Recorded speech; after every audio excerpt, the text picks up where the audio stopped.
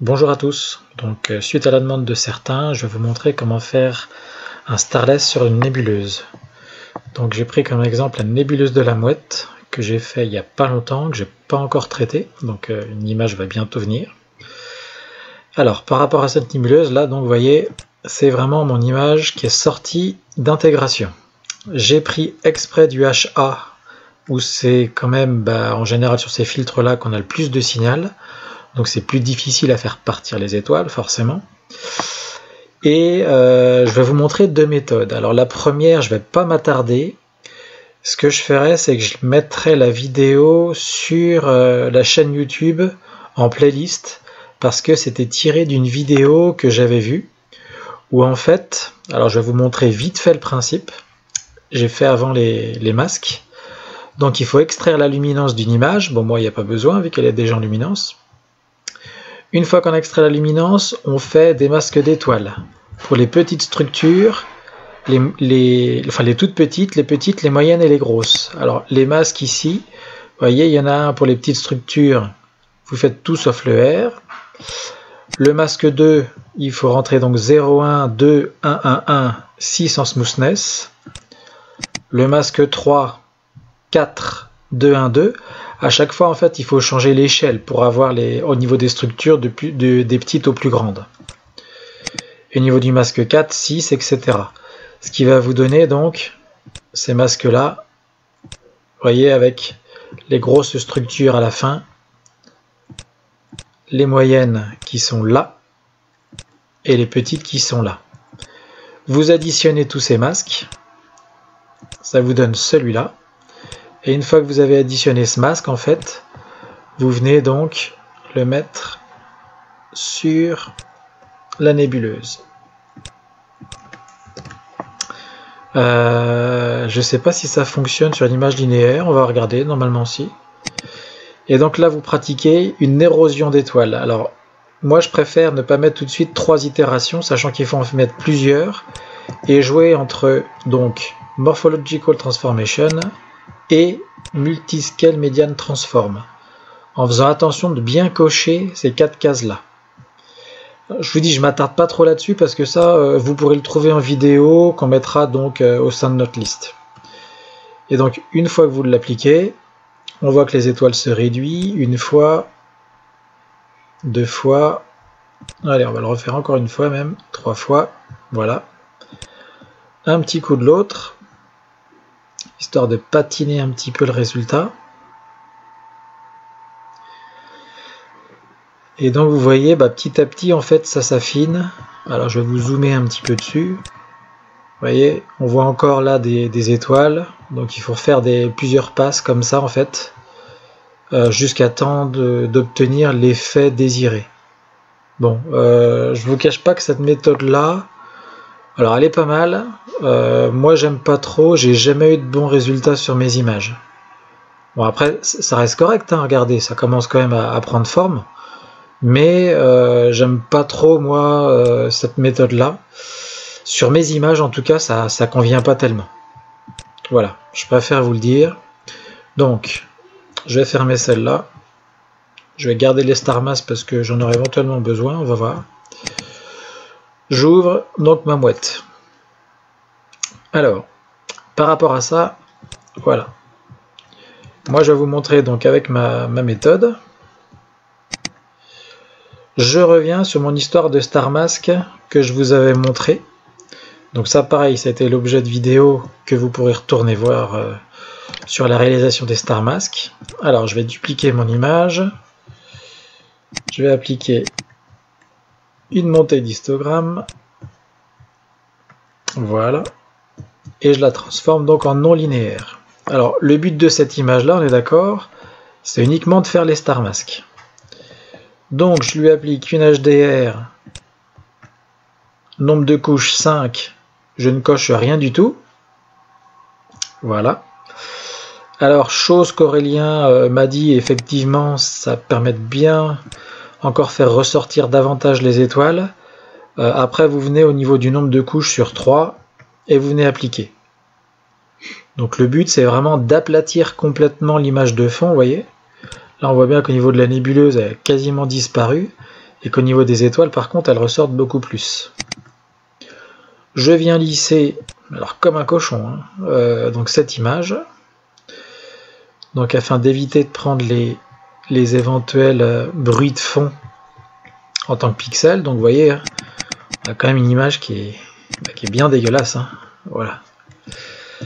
Et donc après, on fait un star mask avec structure détection. Donc là, j'ai mis au niveau des échelles 5, 2, 1, 2. Le reste n'est pas pris en compte, hein, de toute manière, dans structure détection. Donc là, il va nous fabriquer déjà un masque au niveau des petites structures. Voilà. Alors, je le garde précieusement. Ensuite, pour les grosses structures, je vous avais montré ce pixel mat. Alors, on va regarder au niveau de la nébuleuse. Donc là, la plus brillante, c'est là et ici. Donc, à ce niveau-là, on est à combien? On est à 0,4, ouais, 0,5 à certains endroits. 0,542. On va essayer 0,5. On fera un petit coup de tampon si on voit des artefacts. Donc il y a des artefacts, forcément. Qu'est-ce qu'on a vu? On en a un haut ici. Et a priori c'est tout. Alors on va aller zoomer pour aller chercher ça. On va passer donc un petit coup de tampon dessus. Le voilà. Donc tout ça, faut le faire soigneusement. Oh là, 50. 5, ça va suffire. Voilà, tout ça, ça va faire bien soigneusement pour éviter de prendre en compte la nébuleuse. Hein. Voilà. Il faudra bien vérifier sur toute l'image, hein, s'il n'y en a pas d'autres. Je sais qu'au niveau du dessous de l'aile, parfois, il y a une zone assez brillante. Non. C'est bon. Voilà. Donc là, c'est mon masque quand même pour les grosses structures. Alors, je préfère quand même faire un star mask quand même normal sur le fichier linéaire. Alors sur un fichier linéaire, l'avantage c'est qu'il y a vraiment, en montant ici donc au niveau de l'échelle, il n'y a vraiment pas besoin de monter trop au niveau des du bruit. Sur ce fichier là, en général, vous pouvez faire un star mask relativement basique avec les valeurs préenregistrées. Il n'y a pas de souci. La seule chose, c'est que vu que je veux uniquement les grosses, au niveau de l'échelle, je mets 8, ce qui me permettra d'avoir que les grosses structures. Et au niveau de smoothness, je mets 18. Alors pourquoi?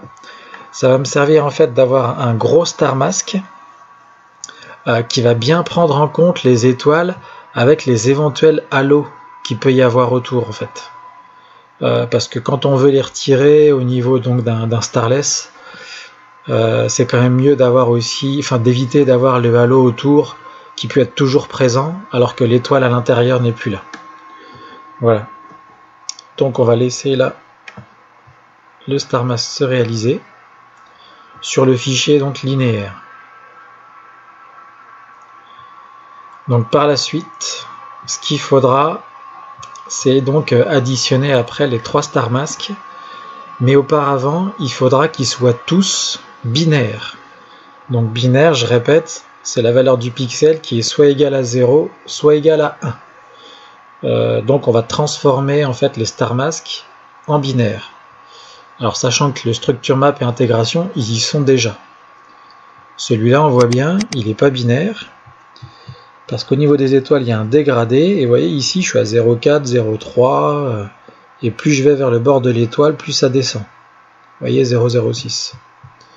Donc on va le transformer en binaire, lui. Alors pour le transformer en binaire, je reviens sur ma petite formule. Et ici, à la limite, on peut mettre 0,01. Je l'applique sur cette image-là. Et voilà, mon masque binaire qui correspond au star mask que je viens de faire. Donc, vous voyez, là au moins, c'est des beaux ronds, c'est clair, c'est net. Je viens le mettre ici. Donc, les moyennes structures, les petites structures et les très grosses structures avec les étoiles qui ont des halos. Celui-là, il me sert plus à rien. Hop. Celui-là,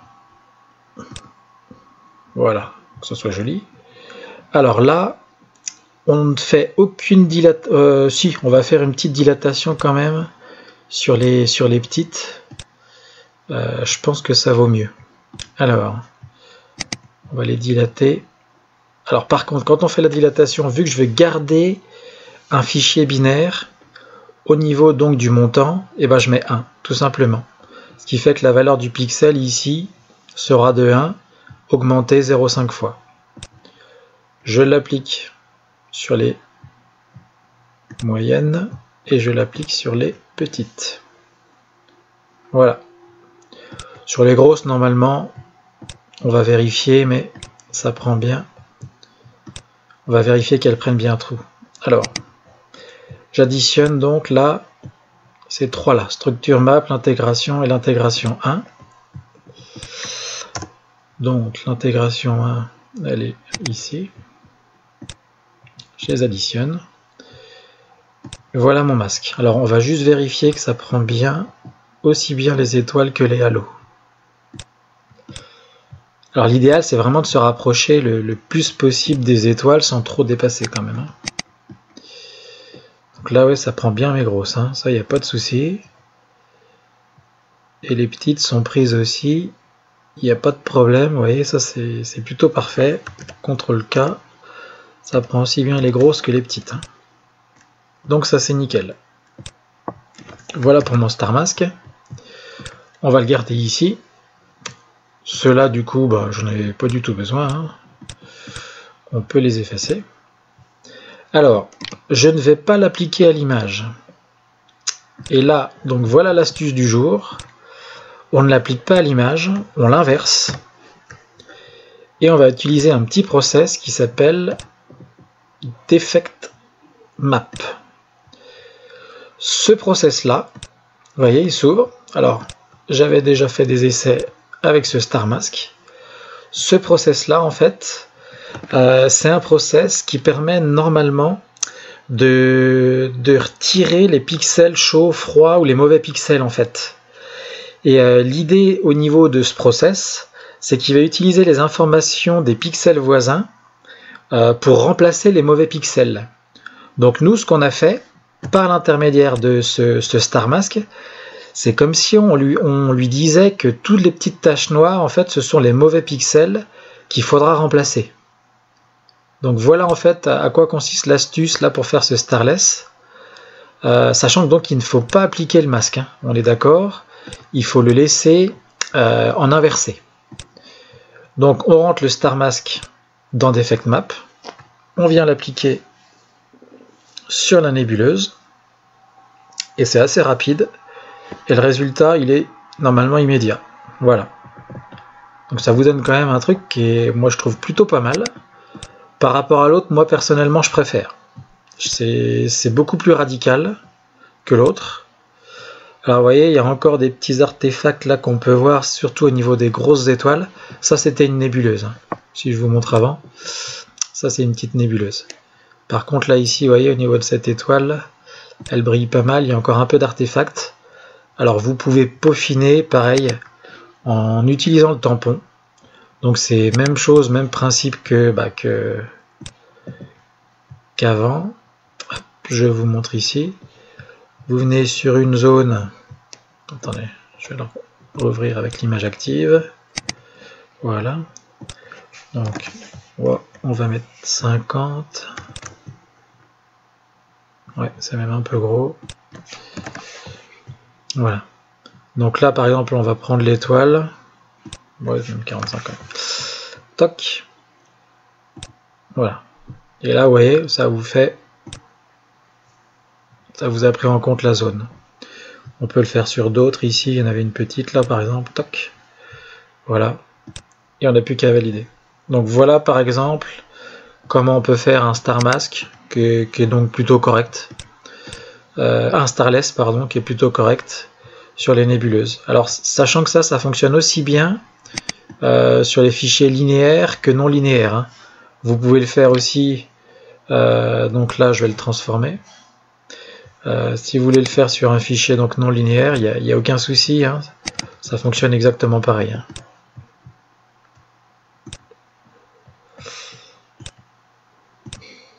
Pourquoi? Ah oui, forcément. Tac. Voilà. Et je vous montre.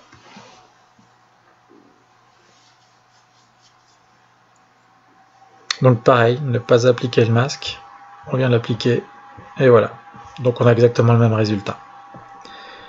Voilà, j'espère que ce petit tuto pourra vous aider dans vos starless. Bonne journée!